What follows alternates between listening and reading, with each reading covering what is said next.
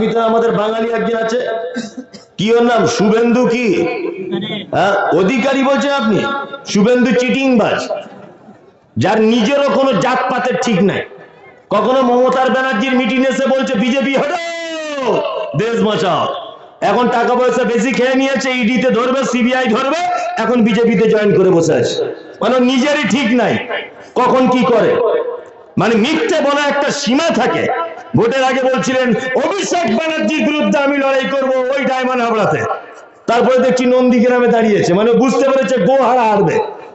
কি বলছি বুঝতে পারছেন না? পাক্কা চিটার। সারা ভারত পাকিস্তান নিয়ে কারোর কোনো চিন্তা ভাবনা নেই, শুধু বাংলায় একটা মানুষের হিন্দু দরদ উতলে উঠছে, তার নাম শুভেন্দু অধিকারী। আর কিছু তার মধ্যে 5-6টা গোলাম মিডিয়া রয়েছে। কি বললাম বুঝলেন? বলছে বাংলাদেশে হিন্দুদেরকে মেরে শেষ করে দেওয়া হচ্ছে। আমি আল্লাহর কসম, আল্লাহর কসম, আল্লাহর কসম, বাংলাদেশে আমি 21টা জেলাতে 33 দিন প্রোগ্রাম করে এসেছি। আমি প্রত্যেক জেলাতে খোঁজ নিয়েছি। এখানকার হিন্দুরা তোমরা কোনো বিপদে আছো? একটাই কথা বলছে, কোনো সমস্যা নেই। যদিও বা বাংলাদেশের কোন হিন্দু বাড়িতে ঢিল মারা হয়েছে, ইট মারা হয়েছে, সাম্প্রদায়িক দাঙ্গার কারণে মারা হয়নি, রাজনৈতিক দাঙ্গার কারণে কোন হিন্দু বাড়ির ভাঙচুর হতে পারে। তার তুলনায় মুসলিমদের বাড়ি ভাঙচুর হয়েছে। হাসিনা সরকারের 15 বছরের নির্যাতনের শিকার যারা হয়েছিল, তারা প্রতিশোধ নিতে গিয়ে হাতিনার দল করত, তার বাড়িতে একটা ইট পাটকেল মেরেছে, এটা আলাদা বিষয়। কিন্তু হিন্দু মুসলিম সাম্প্রদায়িকতার কারণে একটা বাংলাদেশে হিন্দুর গায়ে মুসলিমরা হাত দেয়নি। সোশ্যাল মিডিয়াতে যা দেখতে পাচ্ছেন সব মিথ্যা কথা, ভুয়ো ভুয়ো খবর। এটা আদম আলাইহিস সালামকে আল্লাহ তাআলা ভারতে পাঠালেন, দুজন দুই ধার থেকে দোয়া করছেন। উনি জিদ্দা থেকে আর ইনি ভারত থেকে, মুর্শিদাবাদ থেকে ধরে নেন। তখন তো জেলা টেলা সব ব্যাপার ছিল না, ধরে না আপনাদেরই গ্রামে। হ্যাঁ, কি দুজনে দোয়া করছেন? এই যে দোয়া, রব্বানা যালামনা আনফুসানা ওয়া ইল্লাম তাগফির লানা ওয়া তারহামনা লানাকুনান্না মিনাল খাসিরিন। রব্বানা যালামনা আনফুসানা ওয়া ইল্লাম তাগফির লানা ওয়া তারহামনা লানাকুনান্না মিনাল খাসিরিন। দোয়া করছেন দুজন। বারবার যখন আল্লাহর কাছে আত্মসমর্পণ করছে, আল্লাহ তখন বলছে যা তোদেরকে ক্ষমা করে দিলাম, যা ক্ষমা করে দিলাম তোদের।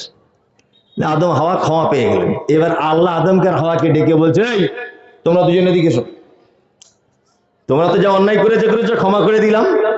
এক কাজ করো, পৃথিবী নামক একটি জায়গাতে তোমাদেরকে কিছু দিনের জন্য আমি পাঠাবো।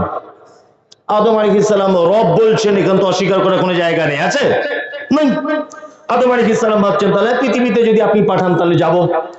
আল্লাহ বলছে সঙ্গে থাকবে কে? ইবলিস। তখন আদম মনে মনে ভাবছে যে একবার তো জান্নাতে থেকে ভুলিয়ে ভালিয়ে ফল খাইয়ে বার করে দিল, আবার ওই শয়তান যদি আমাদের সাথে থাকে তাহলে বিপদের শেষ থাকবে না। আদম আলাইহিস সালামের মনের কথা বুঝতে পারলেন। তখন আল্লাহ তাআলা বলছেন, আদম তোমাকে যে পৃথিবীতে পাঠাবো এমনিতে নয়, তোমার কাছে একটি কিতাব দিব, একটি গাইড বুক। সেই গাইড বুক অনুযায়ী যদি তোমরা চলতে পারো তাহলে ইবলিস শয়তান তোমাদের কোনো ক্ষতি করতে পারবে না। এইটা এখন শয়তান বুঝতে পেরেছে যে আল্লাহ গাইড বুক দেবে ওদের।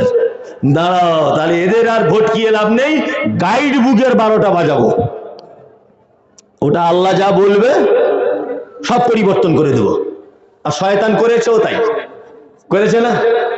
এই দেখুন, আপনাকে বলি, আদম থেকে নিয়ে ঈসা আলাইহিস সালাম পর্যন্ত যত কিতাব এসেছে, প্রতিটা কিতাব শয়তান মানুষের দ্বারাতে পরিবর্তন করেছে। তার একটা দৃষ্টান্ত পেশ করছি। আমাদের আগে মুহাম্মদ সাল্লাল্লাহু আলাইহি ওয়াসাল্লামের আগে যে নবীটা এসেছিলেন, ওনার নাম কি? ঈসা আলাইহিস সালাম। ওনার কাছে একটি কিতাব দেওয়া হয়েছিল, কিতাবটির নাম কি? ইনজিল, যেটাকে খ্রিস্টান ভাইরা বর্তমানে বাইবেল বলে চালাচ্ছে। এই মুমতাজুল ইসলাম সোশ্যাল মিডিয়াতে লক্ষাধিক মানুষের কাছে আপনারা এখন শ্রোতা হিসেবে আছেন তা নয়, এখন আমাদের এই চ্যানেলগুলিতে লাখ লাখ লোক দেখছে, লাখ লাখ। কাল সকালবেলাতে দেখতে পাবেন আপনাদের গ্রামের জলসা, লক্ষ লক্ষ মানুষ দেখছে।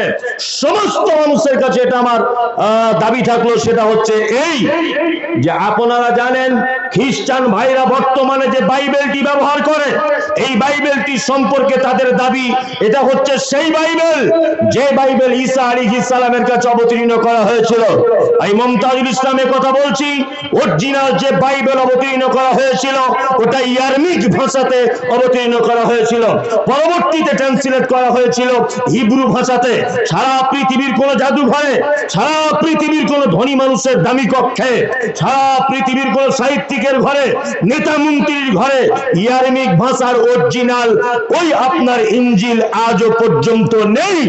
বর্তমান খ্রিস্টান ভাইরা যে বাইবেলটাকে ইনজিল বলে চালাচ্ছে ওটা খ্রিস্টান যাজকদের নিজস্ব তৈরি করা বাইবেল। বর্তমান বাইবেলের সঙ্গে ঈসা আলাইহিস সালামের বাইবেলের কোনো পরিমাণ কোনো মিল নেই। শয়তান ওটা পরিবর্তন করেছে। শয়তান কি করেছে? পরিবর্তন করেছে। কাদেরকে দিয়ে পরিবর্তন করেছে? খ্রিস্টান যাজকদেরকে দিয়ে পরিবর্তন করেছে। এইবারে ঈসার পরের নবীটার নাম কি? মুহাম্মদ সাল্লাল্লাহু আলাইহি ওয়াসাল্লাম। আর মুহাম্মদ সাল্লাল্লাহু আলাইহি ওয়াসাল্লামের কাছে কোন কিতাব? আউযুবিল্লাহ কেন পড়তে হয় ওইটা বলার জন্য আমি বল কাটিয়ে কাটিয়ে কাটিয়ে কাটিয়ে গোলের কাছে আনছি। কি বললাম বুঝলেন না? বল আমি কাটিয়ে কাটিয়ে গোলের কাছে আনছি, যখন বলবো তখন মজা পেয়ে যাবেন। এ তো সাংঘাতিক ব্যাপার।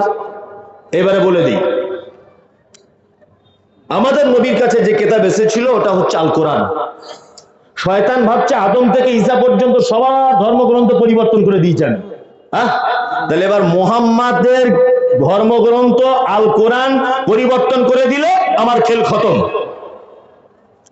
মুহাম্মাদের ধর্মগ্রন্থ আল কোরআন এটা শয়তান পরিবর্তন করবে, পরিকল্পনা করছে। আল্লাহ কোরআন মাজিদে আয়াত অবতীর্ণ করলেন, ইন্না নাহনু নাযালনা যিকরা ওয়া ইন্না লাহু লাহাফিজুন। যে কোরআন আমি অবতীর্ণ করেছি এই কোরআন হেফাজতের দায়িত্ব কার? কার? আল্লাহর। শয়তান তখন দেখছে তো মহা গন্ডগোল, আমাকেও আল্লাহ বানিয়েছে, মুহাম্মদকে আল্লাহ বানিয়েছে, জিবরিলকে আল্লাহ বানিয়েছে, কোরআনও আল্লাহর কথা। এখন এ তো পরিবর্তন করা যাবে না। দায়িত্ব নিয়েছে কে? আল্লাহ। ওই জন্য সারা পৃথিবীর সমস্ত কিছু বিলুপ্ত হয়ে যাবে, এটা সম্ভব। একটি মাত্র জিনিস কিয়ামত পর্যন্ত বিলুপ্ত করার কারো ক্ষমতা নেই, তার নাম আল কোরআন। কি বললাম বুঝলেন না? যতই চক্রান্তকারীরা চক্রান্ত করুক না কেন, আপনাকে একটা কথা বলে দিলাম, আপনাদের ইতিহাস পুরাতন দিকে যদি ফেরত চলে যায়, অজস্র ইতিহাস আপনাদেরকে শোনানো যাবে। সেই ভারত স্বাধীনতা থেকে আজ পর্যন্ত 1947 15 আগস্ট থেকে নিয়ে আজকে ডেট পর্যন্ত অজস্রবার কোরআন ভারতবর্ষের মাটি থেকে মিটিয়ে দিবে বলে অনেক রকম ভাবে চেষ্টা চালানো হয়েছে। আপনারা জানেন 2016 সালে কলকাতার হাইকোর্টে মামলা করা হয়েছিল। মামলা দেয় কি মামলা? না স্কুল সিলেবাস থেকে আরবি শিক্ষা তুলে দিতে হবে। কি বললাম বুঝলে? প্রতিবাদ করার কেউ নাই, কেউ প্রতিবাদ করেনি। আসলে ইতিহাস জানতে হবে, তবে তো প্রতিবাদ করবে। আমরা যখন একথা বলেছি কোরআন কেন তুলে দিতে হবে স্কুল থেকে, আরবি কেন তুলে দিতে হবে স্কুল থেকে, একটাই কথা যে কোরআন এবং আরবি ভাষা বিদেশের ভাষা, এদেশে চালানো যাবে না। মুমতাজুল ইসলাম আপনাকে ইতিহাস বলে দিয়ে যাচ্ছি, শুনে রেখে দেন। গুগলে সার্চ করে প্রমাণ করুন, বইপত্র পড়ে প্রমাণ করুন যে এইটুকু ছেলে যেটা বলে গেল এটা সত্য না মিথ্যা। সারা পৃথিবীতে 53টি দেশ আছে পিওর মুসলিম। কটি দেশ? 53টি দেশ বর্তমানে পিওর মুসলিম, রাষ্ট্রীয়ভাবে মুসলিম দেশ। মুসলিম 53 দেশের ভিতরে 23টি দেশ আছে, 23টি দেশ যে দেশের রাষ্ট্রীয় ভাষা হচ্ছে আরবি। রাষ্ট্রীয় ভাষা কি? আরবি। তাহলে পশ্চিম বাংলাতে যে আরবি পড়ানো হয় মাদ্রাসায়, এই আরবিটা পৃথিবীর কটা দেশে চলে? কটা দেশে? 23টি দেশে চলে আরবি ভাষা। আমাদের স্কুলে একটা বই পড়ানো হয়, তার নাম সংস্কৃতি। পড়ানো হয়? পড়ানো হয় কি হয় না? হয়। সারা পৃথিবীর কোন একটি দেশ, সারা পৃথিবীর একটি রাজ্য, সারা পৃথিবীর একটি গ্রাম, সারা পৃথিবীর একটি ব্যক্তিকে যদি প্রমাণ করে দিতে পারে যে এই লোকটা সারাদিন সংস্কৃত ভাষায় কথা বলে, আমি মমতাজুল ইসলাম বলছি জীবনে কোনোদিন বক্তব্য রাখবো না। একটি গ্রাম ভারতবর্ষে নেই যে গ্রামটা সংস্কৃত ভাষায় কথা বলে। পশ্চিম বাংলার একটি পরিবার নেই